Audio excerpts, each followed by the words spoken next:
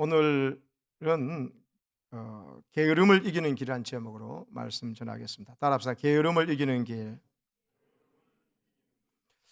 지금 시리즈로 지금 설교를 하고 있습니다.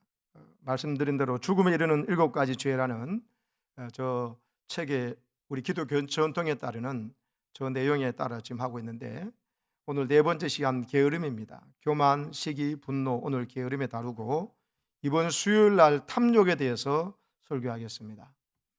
순서대로 다음 주는 탐식에 대해서 설교하겠습니다. 그리고 마지막 7 정욕에 대한 것은 그 주 수요일 수요예배 때 해서 7가지 제목의 주제에 시리즈 설교를 완성하려고 합니다. 우리 7가지 이 주제의 죄가 여러 다른 죄보다도 큰 죄다. 그래서 우리의 삶을 망가뜨리는 무서운 죄라는 것을 우리 믿음의 선배들이 여러 많은 경험을 통해서 축적해서 우리에게 전해준 귀한 전통입니다. 그래서 이거에 대한 말씀을 잘 들으시고 또 말씀으로 분별하셔서 7가지 대죄를 극복하시고 여러분 꼭 승리하시기를 축복합니다. 아멘. 여러분, 저 호주 북동쪽에 위치한 섬나라가 있습니다. 지도에 보시면 서태평양에 되는데, 저 나라가 나우루 공화국이라고 합니다. 나우루 공화국. 우리나라 울릉도 크기의 3분의 1 정도밖에 안 되는 작은 나라입니다. 근데 저 나라가 1968년 1월 30일 날 국가로 인정받았는데요, 이 나라가 국토 전역이 고작 18km인 저 사진에 나오는 저것이 국토의 전부입니다. 그렇지만 여러분, 이 나라가 바로 남반구에서 북반구로, 북반구에서 남반구로 날아가는, 여러분, 그런 새들이 저기에서 중간에 쉬고 가는 곳입니다. 그러니까 저기에 알바트로스 같은 그런 새들이 잠깐 쉬다 가기 때문에 저기 섬에 저 장거리 비행하는 이 새들이 거기에 쌓아놓은 배설물이 있지 않습니까? 이것이 수백 년, 수천 년간 쌓이다 노니까 그 배설물과 산호초가 오랜 시간 동안 배합이 되어 가지고 굳어졌어요. 그래서 마침내 인광석이 된 겁니다. 인광석. 인광석은요, 아주 중요한 천연 재료입니다.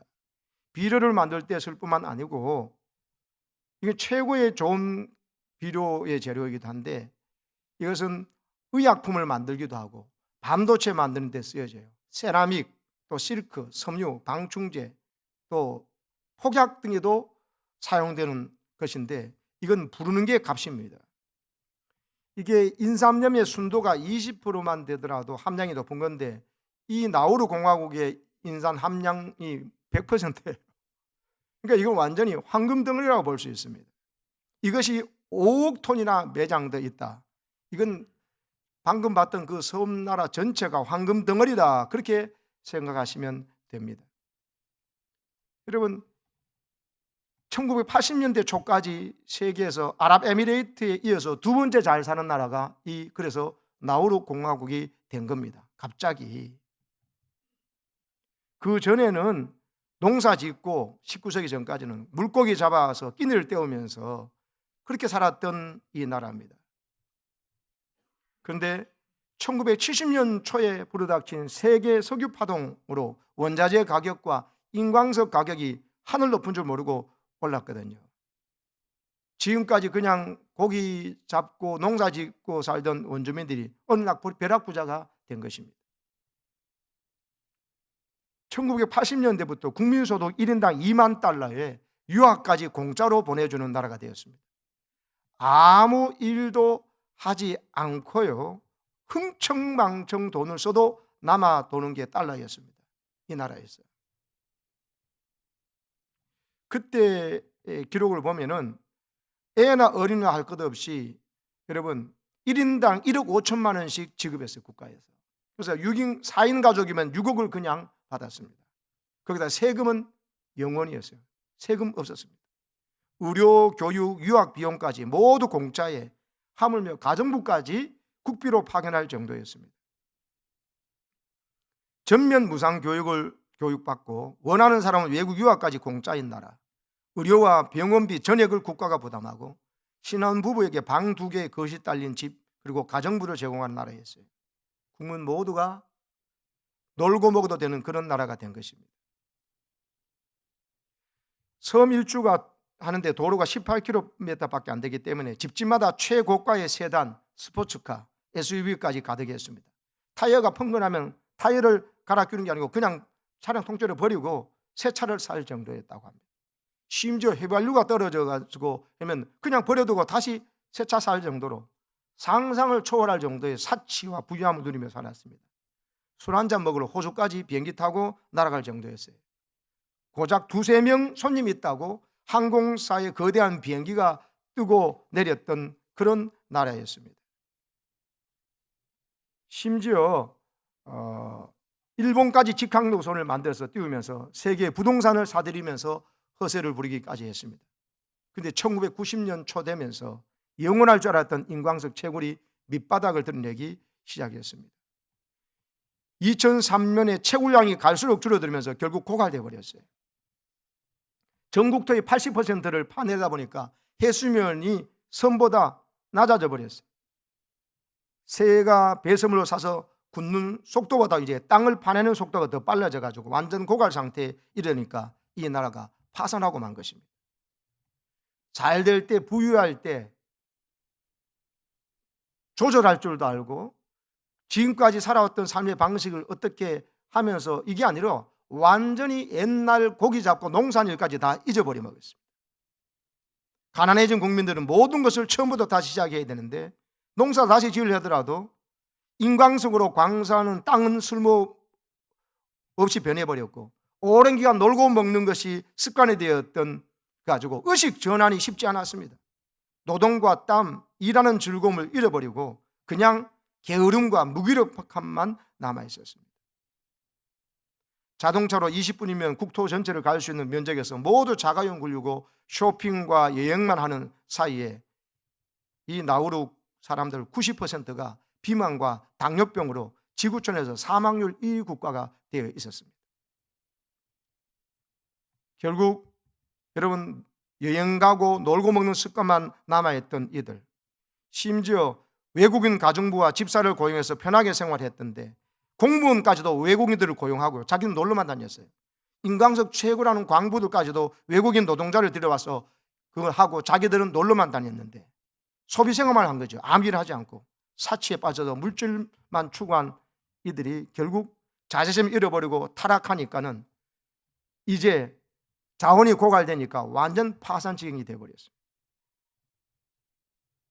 고기 잡는 법도 모르고 어선 하나 없고 음식 만드는 법도 모르는 참 안타까운 국민이 되어버렸어요. 지금 나우루 공화국은 세계 지구상 최빈국입니다. 그렇게 전락해 버렸습니다. 지금 이 조그만 섬나라에는 휘발유가 없어 길가에 버려서 고철이 되어버린 최고급 벤츠나 페라리, 슈퍼카 등이 고대 유적처럼 먼지와 이끼를 뒤집어쓴 채 버려져 있습니다. 여러분, 이 나우루 공화국의 이야기가 여러분 우리 이야기, 남의 우리 이야기가 아니다 이렇게 생각할 수가 없어요.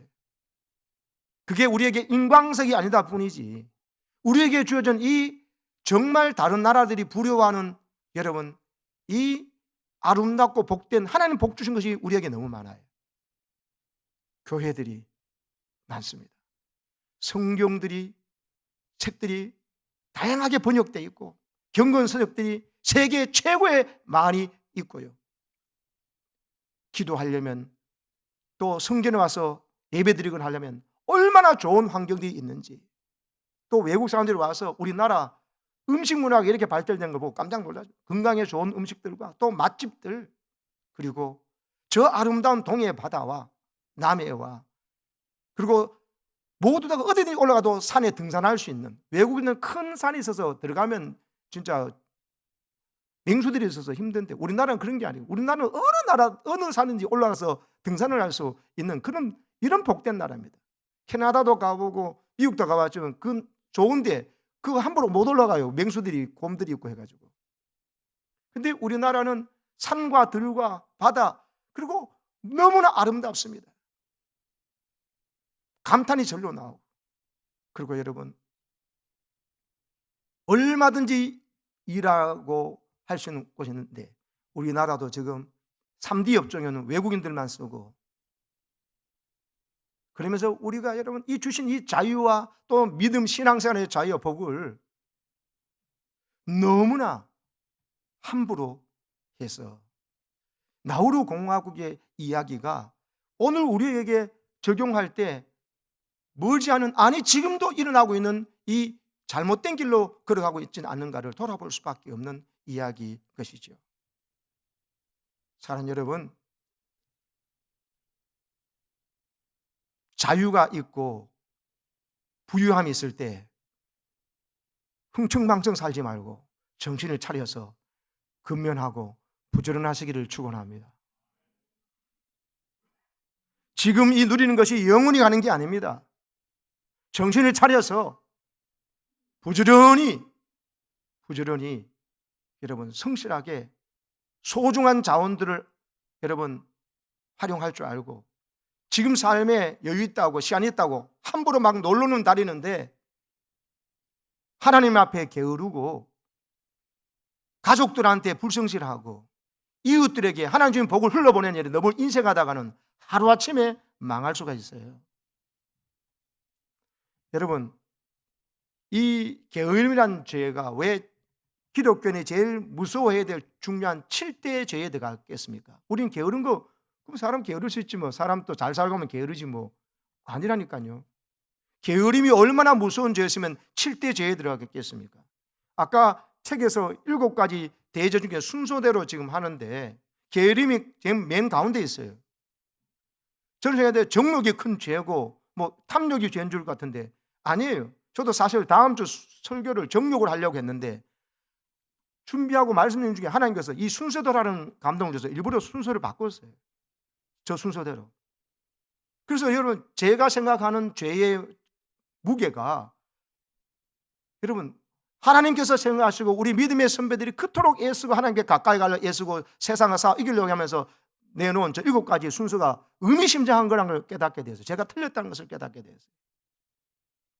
게으름이요, 이후에 나오는 모든 죄를 다 끌어안고 있어요. 교만하면 7가지 죄가 다 저 딸들을 다 낳게 됐고 있고요.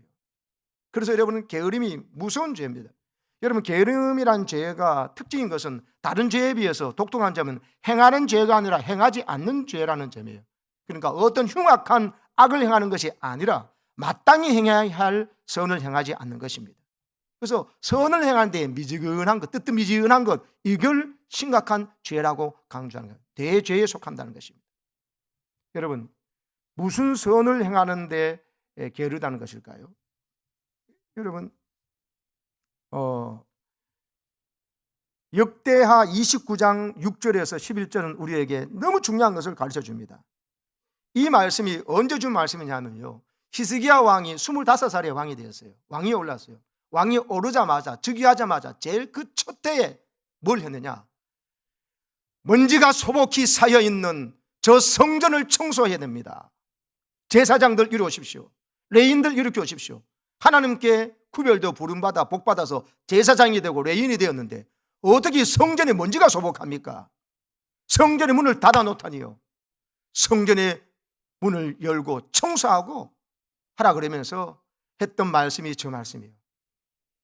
제사장도 깨닫지 못하고 선택받은 레인도 정신 나간 생활을 할 때 25살밖에 안 되는 청년에 속한 이 히스기야가 왕이 되자마자 처음으로 한 일이 성전을 청결케 한 종교개혁을 단행한 거예요.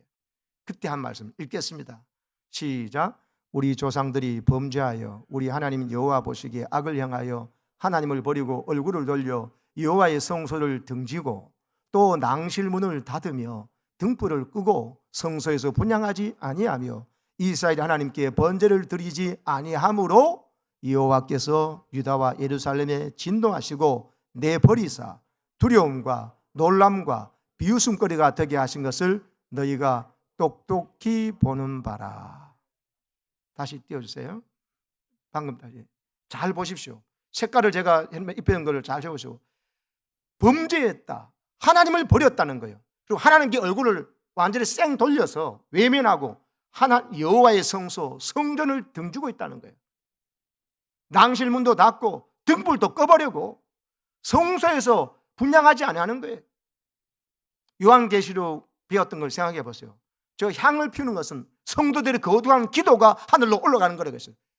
성전에 와서 기도도 안 하고 성전에 등불 꺼져 있고, 특별히 7절에 하나님께 번제를 드리지 않으세요. 번제는 하나님께 헌신의 제사를 드릴 때 번제를 완전히 태워드린 것이거든요. 하나님께 헌신하고 하는 이 번제, 하나님에 대한 사랑을 드리지 않았다. 그러니까 8절 결과가 나왔다는 거예요. 하나님께서 진노하셔서 유다를, 예루살렘을 내버려 버린 거예요. 하나님의 손에서 내 손을 펴버리고 놔버리니까 어떻게 됐냐, 주위에 블레셋이 쳐들어오고 암몬이 쳐들어와 가지고 아수르가 쳐들어와서 두려움과 놀람과 비웃음거리가 되더라는 거예요. 이 은총의 가나안 땅에 들어와서 하나님께서 이스라엘 백성들 때문에 참신이 여호와인 것을 보여주고, 너희들이 섬기는 하나님을 저 이방 우상을 섬기는 백성들에게 하나님을 증거하라고 나 데려왔는데만 가나안 땅 안에서 하나님을 등져버려요. 번제를, 예배를 안 드려요. 제사를 안 드려요. 등불 끄고 있어요. 하나님 버렸어요. 그러니까 그들이 두려움에 사로잡히더라. 놀라운 일이 계속 벌어져 가지고 당황스러운 일이 벌어지고 주변 사람들에게 비웃음거리가 되더라. 그걸 너희가 똑똑히 보고 있지 않냐, 히스기야 왕이 이야기한 것입니다. 6절 7절의 원인을 모르면 8절이 왜 저런지 몰라요. 그래가지고 돈이 부족해서 그래요. 돈이 없어서 내가 무시당하고 조롱을 당하고 해서 돈을 더 벌어야 했다면서 더 열심히 하나님 앞에 가서 분향하거나 번제는 드리지 않고 예배는 드리지 않고 기도는 드리지 않고 부지런히 밖에 나가서 돈 버는 데만 애쓰고 있는 거예요. 6, 7절을 모르니까 8절을 모르는 거예요. 9절을 읽어보겠습니다. 다음 장 시작. 이로 말미암아 우리의 조상들이 칼에 엎드러지며 우리의 자녀와 아내들이 사로잡혔느니라. 이제 이스라엘의 하나님 여호와와 더불어 언약을 세워 그 맹렬한 노를 우리에게서 떠나게 할 마음이 내게 있노니 내 아들아 크게 이제는 게으르지 말라. 여호와께서 이미 너희를 택하사 그 앞에 서서 수종대로 그를 섬기며 분향하게 하셨느니라. 아멘. 이제는 게으르지 말라. 저 게으름이 어떤 게으름입니까? 방금 말씀 봤잖아요. 하나님 앞에 제사 드리는 데 게으른 것, 하나님 앞에 분향하는 것 게으른 것, 하나님의 성소에 먼지가 소복이 안 되도록 대놓았던 것, 그리고는 여러분 자기가 다니는 데는 그 문이 번질나게 들러다녀서 반질반질할 정도 됐고, 하나님의 성전은 내가 앉는 자리는 먼지가 소복이 앉아있는 이런 것 때문에 내 자녀와 네 아내들이 사로잡혀가고 능력을 당하고 있다는 이유를 알라는 것이에요. 말씀을 모르면은 현재의 답답함과 이 수치와 이 깜짝 놀라서 당황스러운 일이 왜 일어나는지를 모른다니까요. 이 말씀 하나에 답이 다 들어있어요. 그래서 하나님께서 히스기야를 통해서 이제는 게으르지 말라 하면서 이들에게 하나님께 드려야 할 예배에 게으르지 말라, 하나님께 드려야 할 기도에 게으르지 말라. 사실 그 예배와 제사와 기도는 누구를 위한 것입니까? 결국은 사실 하나님의 백성된 우리가 하나님께 복을 받아서 잘 살게 하기 위해서 그런 건데, 복 받는 법을 모르는 거예요. 하나님께 나와서 예배드리고 하나님께 나와서 번제드리고 하나님께 나와서 기도하면서 하나님을 제일로 예배드리고 사랑할 때 하나님 복 받는 걸 모르니까는 블레셋이 저 정치적으로 좋은 것 같네, 우리도 중앙집권제를 주십시오 하고, 저쪽 나라가 무기가 더 좋은 것 같아, 그래서 우리가 지는 것 같아, 저쪽이 군사수가 더 많은 것 같아, 우리가 적어서 그런 것 같아.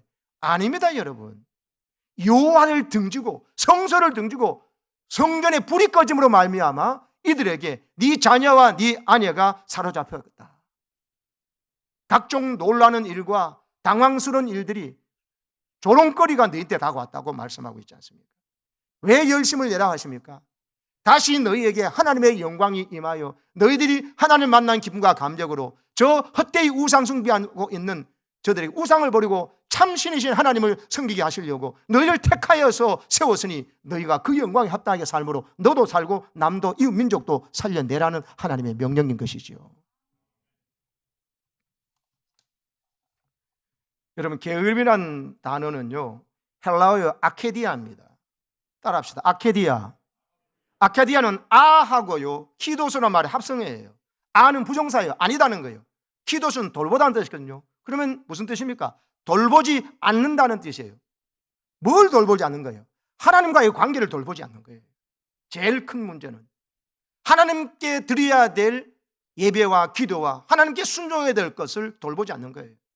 내 마음을 하나님께 사랑에 빠지도록 해야 되는데, 황송하게 하나님은 나한테 사랑에 빠졌는데 건방지게 나는 하나님께 사랑으로 응답을 안 하는 거예요. 이거 내 마음을 안 돌보면 큰일 납니다. 이건 신성모독죄가 되는 거예요. 심지어 우리는 사순절 지나고 있습니다. 이 십자가를 묵상해 보세요. 이 십자가는 내가 달려야 될 자리입니다. 내 죄 때문에. 하나님이 왜 달립니까? 하나님이 하늘날 보좌에서 죄를 가지고 심판하시면 되는데요. 그런데 나를 너무 사랑하셔서 내가 죄로 죽는 걸 보지 못하시니까 하나님이 인간 되어 오셔서 내가 너를 사랑하노라, 내가 너를 사랑해서 죄를 지은 것은 값은 절대로 치지 않고는 용서 못 받기 때문에 네 죄를 내가 뒤집어 쓰고 내가 죽노라, 나는 너를 이만큼 사랑하노라, 나는 너 없으면 못 산다. 이 말을 듣고 우리가 어떻게 가만히 있을 수 있습니까? 영원히 하나님을 찬양하고 감사하고 몸둘 바를 몰라서 하나님을 예배하고 하나님 앞에 내 마음을 바쳐서 목숨 걸고 사랑해도 부족한 것이 우리의 마땅한 관리해야 될 우리의 마음인 줄로 믿습니다. 여기에 무관심하다는 거예요. 하나님께 드려야 할 예배, 하나님께 드려야 할 감사, 하나님께 드려야 할 찬양이 없다는 거예요. 하나님께 드려야 될 감탄이 없다는 거예요. 나아가서 여러분, 하나님께 무관심해지면요, 하나님 관계에 이르면 모든 삶에 무관심해집니다. 내가 돌봐야 될 가족을 안 돌봐요. 내가 돌봐야 될 자식을 안 돌보고 내 즐거움에 빠져서 정신없이 부모들이 산으로 둘러 놀러 다닙니다. 골프 치러. 그것도 해야 되지만 돌봐야 될 자식을 돌봐야죠. 위에서 기도하는 시간도 있고, 또 더군다나 하나님께서 필요해 주는 교회 교우들을 안 돌보면 내팽개쳐 버릴 수 있습니다. 목장의 식구들을 목자는 돌봐야 합니다. 말장들은 목자를 돌보고 목원들을 돌봐야 됩니다. 목사는 교우들을 돌봐야 합니다. 말씀을 가르치고 설교한 일에 최선을 다하고 부지런히 공부하고 기도하고 새벽마다 무릎 꿇고 기도해야 됩니다. 교사들은 아이들을 위해서, 남녀 성교도 모여가지고 서로 나이에 결맞게 모여서 또래 그룹이, 세상 밖의 사람들은 또래 그룹 모여 그렇게 재밌게 놀면서, 왜 교회 안에 남녀 성교 같은 나이 또래 그룹들은 세상 사람 모이라 그러면 몇 명도 모여가지고 자기 돈 내면서 그렇게 놀러 잘 다니면서, 왜 남녀 성교는 자기 또래 모이는데 왜 모일 때 그렇게 잘 모이지 않습니까? 하나님께서 맺게 해주신 그 남녀 성교의 그룹에 걸맞게 해서 여러분 마음이 없는 거예요. 왜 그렇습니까? 하나님께 대한 마음이 무너져 있기 때문에. 사람에 대한 마음도 무너져서 가장 가까운 가족에게도 무관심하고 내 즐거움만 쫓고, 돌봐야 될 부모님 안 돌보고, 돌봐야 될 형제 자매 돌보지 않고 자기 즐거움 이름만 시간을 쓴다니까요. 자기 즐거움 위해서는 컴퓨터 앞에서, 유튜브 앞에서, 또 내가 바깥으로 차를 타고 2시간, 3시간, 4시간 하는데 가족을 위해서는 단 10분도 내지 않을 수 있거든요. 육아를 돌보는 아내를 수고를 위해서 남편이 여러분 같이 돕고 함께 수고해줘야 됩니다. 또 수고하는 남편을 위해서 따뜻한 말 한마디 하면서 음식을 준비하면서 서로 돌봐야 됩니다. 너무 자기 일에만 빠지니, 그래서 하나님도 잊어버리니 가정이 힘들어지고 직장 생활에서 경쟁자만 보이고 내가 복의 통로로 부름받았다는 사실을, 선택받았다는 사실을 새까맣게 잊고 사니까 모든 것이 긴장 속에 살고 넉넉함과 여유가 없어요. 하나님이 내 아버지시고 예수님이 내 신랑이서 나 신부를 책임져 주신다는 이런 기쁨과 감동이 없어요. 하나님과의 관계에서 열심을 내시기를 축복합니다. 하나님께 드려야 될 기도와 예배에 게으르지 않기를 축복합니다. 하나님과의 관계가 발라지면은 하나님께서 내 자녀와 내 아내를 지켜주신다고 하신 말씀, 방금 그 말씀 반대로 드리면, 하나님께 열심을 내면, 게으름을 답하면 하나님께서 네 자녀와 네 아내를 지켜준다는 말이고 내 남편과 우리 부모를 지켜주신다는 이야기입니다. 믿습니까?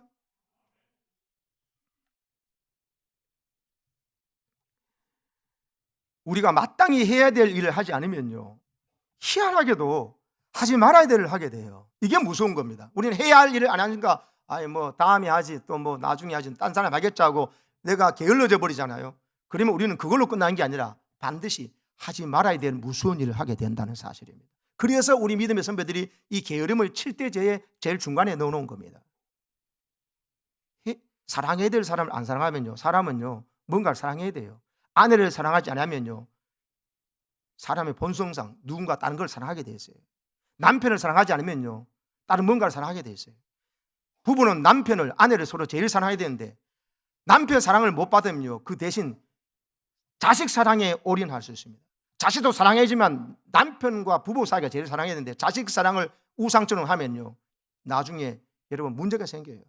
그것도 없는 사람은 대신 강아지들은 사랑해주면 그대로 돌려주고, 우리가 잘못해도 강아지는 꼬리치면 다 오잖아요. 그래서 우리 반려견들이 더 많이 사랑하고, 반려견 저도 참 좋아하고 우리 집에 강아지 별이도 있지만 여러분 그래도 나는 별이보다 아내를 사랑합니다.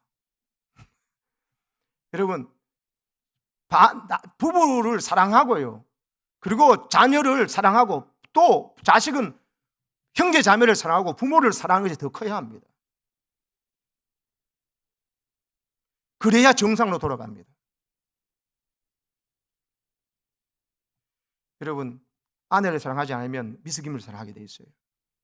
남편을 사랑하지 않으면 옛날 첫사랑 그 사람하고 결혼한 게 좋아한다면서 동창 만나면서 이상해집니다. 아니면요 물질의 욕망에 빠져요. 돈을 많이 모아야 되겠다, 만문신을 섬기는 거예요.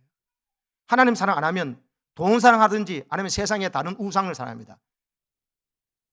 자식 사랑도 하나님보다 더 사랑하면 그게 우상이에요.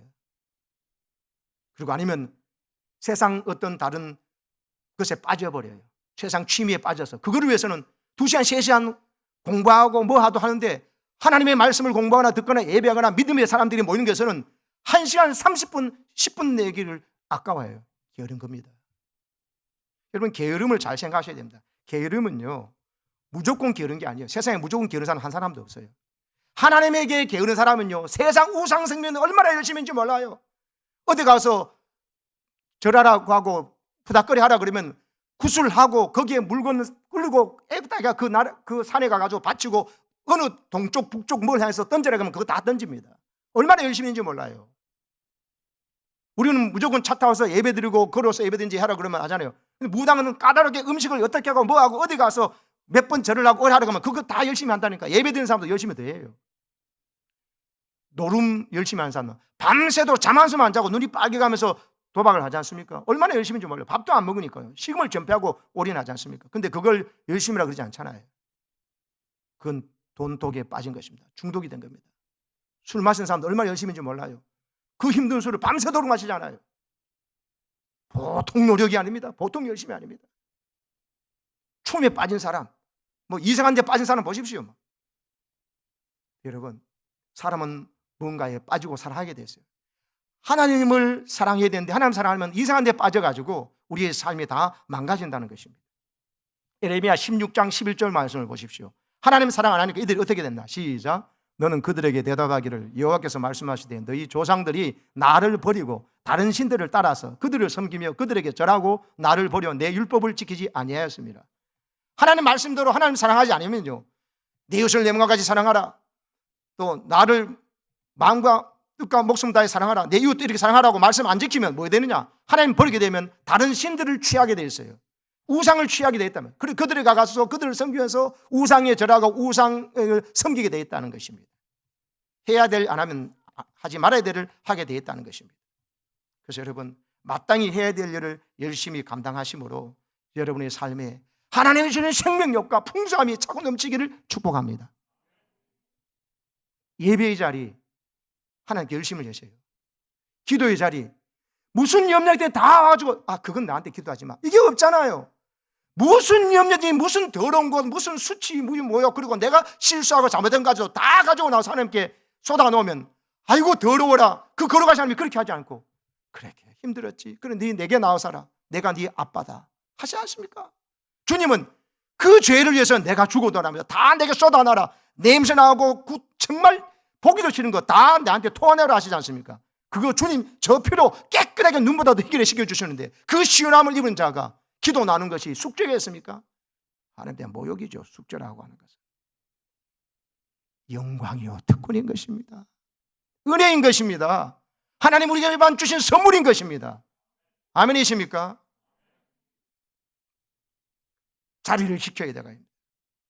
여러분, 야구 감독에게 물어봤다는 거지요. 누군가가 이 팀에서 제일 소중한 투수는 누굽니까? 하고 물었더니 예상하기로 15승 이상 20승 하는 투수죠. 또 방어율이 제일 낮은 투수죠. 이런데 아니라는 거예요.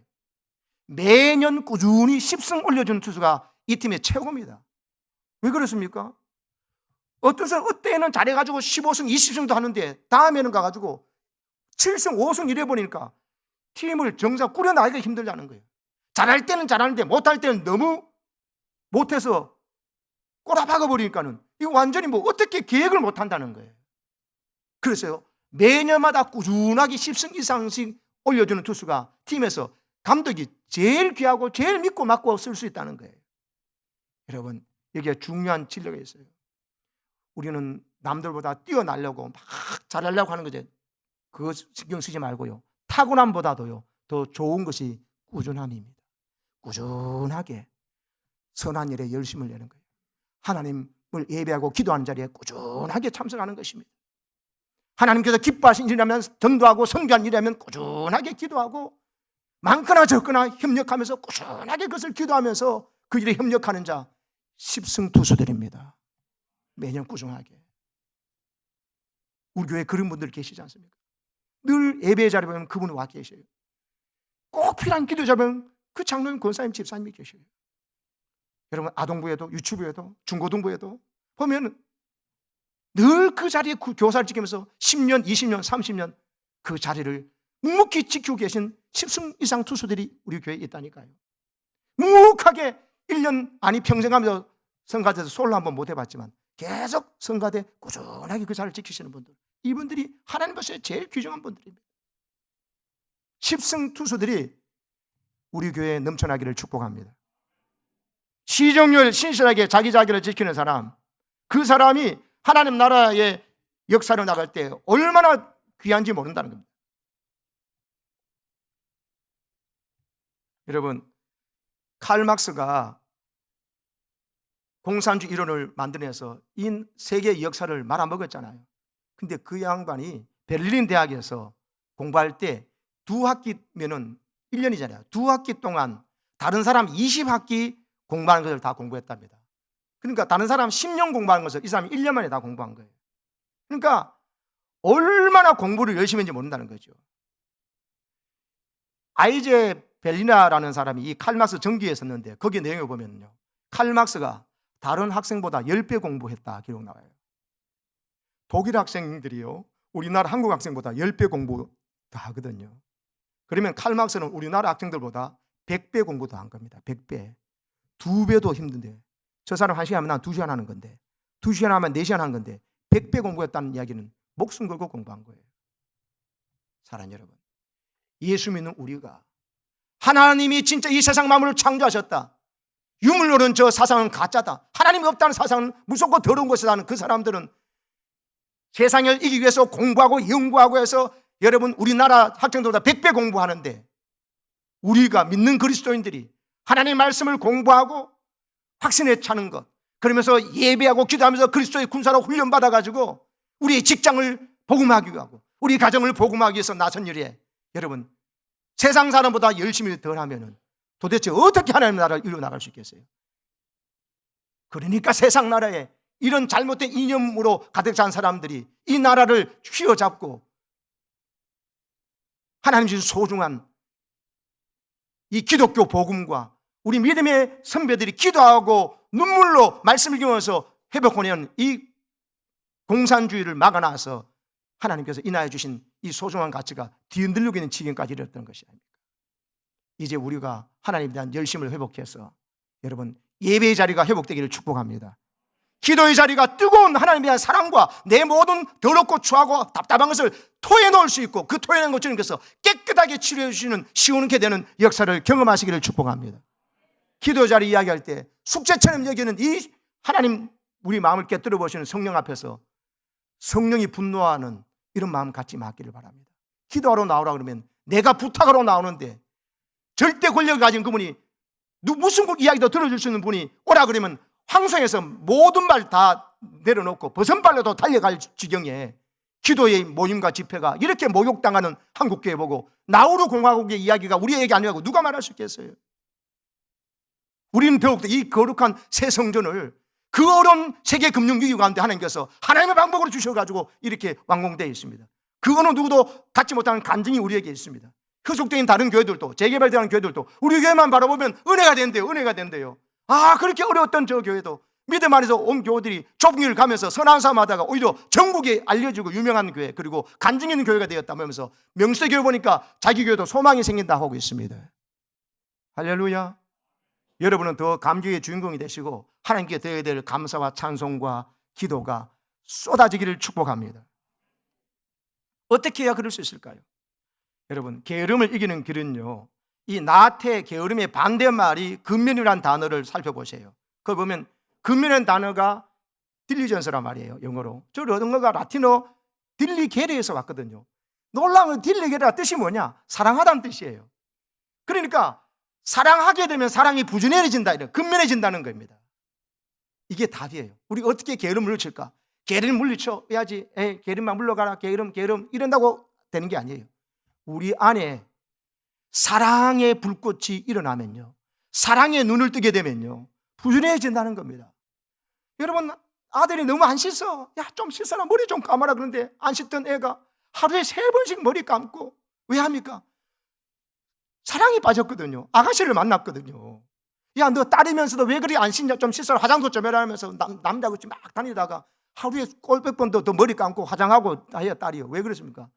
남자 만났거든요. 사랑에 빠졌거든요. 여러분, 그렇게 힘들고 아프다 그런 할머니가 왜 손주 온다고 아들 따라온다고 며칠 전부터 청소하고 와서 허리 아프다 와서 아무 일도 못하던 분이 왜 여러분 손주 없고 하루 종일 보십니까? 손주 사랑하거든요. 손자가 사랑스러우니까 그러는 것입니다. 사랑하지 않으면요, 아무것도 못해요. 교회를 사랑하니까 권사님이 다른 일이 못하는데 여전대 김치하고 뭐 할 때 여전대 할 때 와서 같이 김치하는 겁니다. 손주는 업어가지고 할 수 있는데 교회 김장 김치하고 교회 일하고 청소할 때 난 못한다. 그 교회 사랑하지 않기 때문입니다. 손주들 때는 허리 안 아픕니까? 그러면 아파야죠. 손주를 사랑하거든요. 그래도 교회는 사랑하는 것이 손주 사랑보다 못하면 교회 일하는 때는 아파서 못 나온다 그래요. 근데 우리 교회 권사님들은 손주도 사랑하지만 교회도 더 사랑하기 때문에 김장할 때도 나오시고 청소할 때도 나오시고 여러분 전도대도 나오셔서 봉사하시는 그런 권사님들이 계신 겁니다. 여러분, 화요 전도대, 여수와 전도대 보니 은퇴하신 권사님들이 80%, 20%가 지금 현재 권사님이시죠. 우리 젊은 권사님들에서도 그거 보시면서 본을 받아서 나와서 묵묵히 봉사하시고 하신 분이 계시더라고요. 너무나 아름다운 감동적인 모습, 십승투수들. 그것이 바로 선배된 은퇴 권사님들이 너무 아프신 분들을 보니까, 그래도 개강 예배 때 제가 설교하다 보니 우리 여전히 변함없이 20년 전에도 그렇고 지금도 그 권사님들이 앞장서고 계시더라고요. 하나님 귀에 계시는 십승투수들입니다. 하나님 반드시 복을 주시고 자녀들에게 복을 주시고 가정과 그가 섬기는 이 교회에 복을 줄 줄로 믿습니다. 매튜 팍스라는 신학자가 이런 말을 했습니다. 게으름의 처방이 뭔지 아느냐고. 부지런해지고자 하는 결심이 아니다. 부지런해지고자 캠페인이 아니다. 그럼 뭐냐? 게으름을 치료하려면 당신 안에 있는 불꽃을 다시 발견하라 그랬어요. 당신 안에 있는 불꽃이에요. 없는 불꽃 피우라는 게 아니고 당신 안에 이미 불꽃이 있다는 거예요. 무슨 불꽃요? 하나님께서 이미 나를 사랑하셨다는 증거가 내 안에 있는 것입니다. 하나님 나를 어떻게 사랑하셨나? 사순절 이 십자가를 보십시오. 거기에 답이 있다는 거예요. 이 십자가는 주님의 나를 향한 사랑의 불꽃이에요. 사랑을 보면서 확신하게 되니까 주님 나를 이토록 사랑하셨구나 깨달아지니까는 막 울고불고 난리가 나는 거예요. 그 다음부터는 누가 하라 그러지 않는데도 예배에 나오고 기도에 나오고 전도하러 나오고 여러분 봉사하고 선교하는 일에 막 해서는 것이에요. 물질이 많아가지고 남아 돌아가 드리는 게 아니에요. 있는 중에 사랑하니까 거기서 일부를 떼서 드리니 하나님께서는 그 중심을 보시기 때문에 그의 헌신과 그의 헌금과 그의 시간 드림을 생명 바쳐 사랑하는 것으로 감사하셔서 복을 계속해서 공급해 주시는 것입니다. 그래서 오늘 말씀대로 부지런하여 게으르지 말고 열심히 하고 주를 섬기게 되는 일이 자동으로 발생한다는 거예요. 10절에 뭐라 했어요? 형제를 사랑해서 서로 우애하는 거예요. 서로 우애하고 존경을 서로 먼저 하는 거예요. 존경을 서로 다툰다는 거예요. 내가 먼저 존경할래. 내가 먼저 존경하려면서 서로 다툰다는 거예요. 저런 일이 벌어진다는 거예요. 12절 가보세요. 소망 중에 즐거워하며 환난 중에도 원망 불평하지 말고 원불교 교인 되지 말고 환난 중에 참고 기도하면서 항상 힘쓰는 거예요. 하나님과 사랑에 빠지면 이것이 절로 가능해진다. 13절은 뭐라고 했어요? 성도들 쓸 것을 공급하며 손 대접하기 힘쓰라. 나 먹기도 쓰기도 부족한데 어떻게 손님 대접하고 다른 사람을 공급합니까? 여러분, 하나님께 사랑받고 하면요, 내가 남아 돌아가서 하는 것은 없어요. 나를 위해서도 물질도 시간도 부족한 것이 사실이에요. 그런데요, 하나님의 사랑이 내게 부어진 바 되면요, 내게 있는 것 중에서 작은 것으로 쪼갠다니까요. 쪼개서 나를 위해 시간도 부족하지만 그 가운데 한 시간을 떼서 내 전도 대상자를 찾아가서 식사 대접해 준다니까요. 못 만나면 여러분 선물 쿠폰을 보내주고 카카오뱅크도 할 수 있잖아요. 뭐 얼마든지 할 수 있고, 못 만나면 문자도 보내주고 전화할 수 있거든요.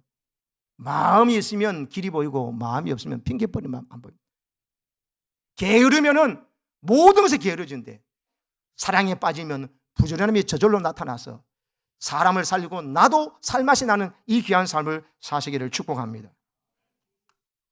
송명희 시인도 고백했습니다. 어두운 가운데 살아도 내가 어둡지 아니한 것은, 자기가 지금 지체장애잖아요. 말 한마디도 온몸을 비틀어서 겨우 한마디 제대로 발음을 알아들 수 없는 말을 하시는 분이잖아요. 근데 얼마나 마음이 어둡고 참담했겠습니까? 그런데 내가 마음이 어둡지 않다는 거예요. 왜? 내 마음에 빛이 있습니다. 내 마음에 빛된 예수 그리스도, 그분이 내 안에 계시기 때문이라고.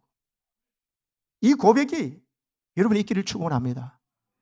마음껏 말할 수 있고 마음껏 찾아다닐 수 있고 누군가를 봉사하러 갈 수도 있고 섬길 수도 있고 하시는 여러분, 송명희 시인이 저렇게 말했다면 여러분, 나는 지금 날아가겠다 말해야 정상이에요. 저분이 병 나와서 말했습니까? 말씀을 자유롭게 할 수 있어서 걸어 다닐 수 있어서? 아닙니다. 오늘 저분이 1963년생이거든요. 원래 59이에요. 내 안에 빛 대신 예수를 발견하셔서 기뻐하시고 우울에 빠져있지 마시기를 축복합니다. 게을러지면 우울증에 빠진대요. 우울해진대요. 그리고 우울에 빠지면요, 게으름이 더 깊어진대요. 그래서 여러분, 게으름은 이 에스컬레이팅이 있다고 그러잖아요. 더 상승장이 있어요. 게을러지면 점점 더 게을러지고, 그러다 보니 게을러지면 자기 자신도 우울해진다는 거예요. 그럼 우울증이 와가지고 더욱더 게을러져가지고, 그래서 이 게으름이 무서운 죄로 나아가죠. 하나님 앞에 완전히 게을러서 끝장나버리고, 사랑관계도 가족관계도 돌보야 될 사람 안 돌보서 인간관계 파탄 나버린다는 거예요. 그래서 게으름이 무섭다는 것이죠. 그러나 여러분, 용기를 내세요. 하나님께서 먼저 우리를 사랑하셔서 우리 안에 사랑의 불꽃이 있음을 기억하시기 바랍니다. 아까 역대하 29장 11절 보십시오. 거기 또 답이 있습니다. 11절 보세요. 시작. 내 아들들아, 이제는 게으르지 말라. 여호와께서 이미 너희를 택하사 그 앞에 서서 수종도로 그를 섬기며 분야하게 하셨느라. 저기 답이 있잖아요. 이제는 게으르지 말라. 게으르지 말라 해서 안 게을러지나? 그게 아니고 그 다음 답이 있잖아요. 하나님께서 이미 너희를 택했다. 하나님께서 너를 이미 택해서 여기 이 교회 장로로 세우셨다. 목사로 세우셨다. 권사로 기름 부었다. 안수자로 기름 부었다. 성부 성자 성령으로 너에게 세례를 베풀어서 하나님 영이 내 안에 있다. 내가 너를 이미 택했다는 거예요. 너 내 자녀로. 그것이 바로 우리가 이미 하나님을 섬길 수 있는, 하나님 앞에 부름받은 자들이기 때문에, 하나님께 소명받은 자이기 때문에, 하나님께 우리 이 사명을 주신 자이기 때문에 너는 이제는 게으르지 않고 부지런하게 살 수 있다. 하나님의 사랑의 불꽃을 키워나가라는 것입니다. 아멘이십니까? 이 말씀을 들고 마칠게요. 어느 여집사님이 가정생활을 비관했습니다. 왜? 너무 자녀들이 속썩이고 남편도 마음에 안 들어가지고 도저히 이렇게 살다가는 죄를 더 질 것 같아서 하나님께 간절히 기도했습니다. 하나님, 예수님, 저 빨리 죽어서 천국 가고 싶습니다. 죄를 더 짓는 것보단 죽는 게 낫겠습니다. 저 빨리 데려가 주십시오 하고 정말 힘들다고 이야기했습니다. 기도했습니다. 하도 간절히 기도하면서 정말 생명을 거둬달라고 기도하니 예수님이 나타나셔서 자비로운 목소리로 이렇게 말씀하시더랍니다. 그래, 살기 힘들지? 네 마음 이해한다. 그러시더랍니다. 이제 네 소원 들어줄 테니까 네가 그 전에 몇 가지 내 말대로 한번 해보겠냐고 했습니다. 네, 대답했습니다. 예수님 말씀합니다. 얘야, 네 집안을 한번 둘러보렴. 너무 지저분한 것 같은데 네가 죽은 후에 마지막 정리는 잘하고 갔다는 말 듣도록 집안 청소 좀 해줄래 그랬습니다. 청소해 보니까 정말 너무 청소 안 했어요. 그래가지고 이 방 저 방 하면서 냉장고도 너무 오래돼가지고 썩어 있는 과일도 해서 냉장고까지 청소를 깨끗한데 3일 걸렸어요. 처음으로 그래 청소했어요. 깨끗하게 청소했습니다. 그 후에 하나님 기도하니까 주님께서 다시 나타나서 3일 후에 애야, 애들이 마음에 걸리지? 네가 죽은 후에 애들이 우리 엄마가 우리를 그래도 정말 사랑했다고 느끼게 3일 동안 최대한 사랑을 좀 해볼래? 그동안 이거 못했다고 꾸중하고 저거 못했다고 꾸중하고 했는데 이번에는 3일 동안은 꾸중하지 말고 그냥 힘들지, 공부하는데 수고 많지 하고 안아주고 칭찬하고 애들 또 좋아하는 간식도 한 번씩 해주면서 그렇게만 3일만 좀 지내보라고 했어요. 그래서 꾸중할 일이 있어 이번엔 꾸중 안 하고요, 좀 참아주고 기다려주면서 아이고 내 새끼 하고, 그리고 힘들지 수고한다 그러면서 좋아하는 여러분 간식도 해주면서 해줬습니다. 이제 3일 후에 주님 나타나셔서 이제 갈 때가 됐다. 근데 내가 마지막 부탁 하나만 더 하자. 보니까 너도 남편이 좀 걸리지? 그러니까 너도 남편 때문에 상처 많이 받고 남편이 밉지? 예, 밉고요. 미운 것보다 더 해요. 그래, 그래도 네 장례식 때 네 남편이 너 보고 참 좋은 아내였는데 라는 말이 나오게 3일 동안만 남편에게 안 기뻐도 기쁜 척하고, 그리고 좀 못마땅해도 당신 덕분입니다 하고, 그리고 당신이 최고입니다라는 이런 말 하면서 친절하게 사랑으로 좀 대해줘라. 마지막 내 부탁이다 했어요. 마음이 내키지 않았지만 천국에 빨리 가고 싶은 마음에 3일 동안 남편에게 최대한 사랑을 베풀어 줬어요.